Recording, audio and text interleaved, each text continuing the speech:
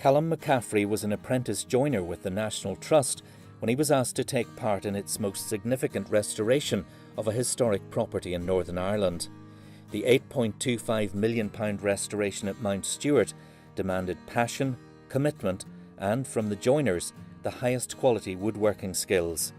Callum worked from black and white photographs to recreate a detailed and ornate spindle for use in the restoration of the wooden balustrade in the central hall. His skill with people was no less impressive as he explained his work to visitors, becoming, in effect, the public face of the conservation project. Somebody told me a statement that along the lines of 60% of the workforce was due to retire within the next 3 years. And those skills that you learn as an apprentice or working with older guys that have been in the trade a while, you can't really learn them from a book. Our work was a lot to do with the windows in the house, so all of the windows were taken out and stripped with paint and repainted. We repaired any repairs that needed to be done. The balustrades in the central hall was one thing that I was sort of given the responsibility of, working with the architect that was employed for the project.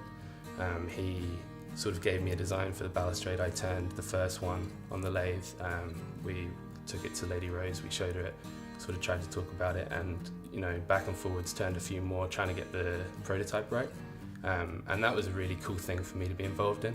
These bookshelves, me and another joiner were sort of given at one point in the project, and we made these all from scratch up in the workshop here, again according to the architect's specifications. So yeah, sort of mix of bench joinery, site joinery. In terms of heritage work, I started from scratch really when I started my apprenticeship here, so I learned what you do when you first come into a room, specifically with the trust. There's a certain system when you come into a room in terms of packing and protection, in terms of being aware of other dangers like asbestos. Just learned the whole process of a project that I hopefully can take to another project in the future and sort of see it through.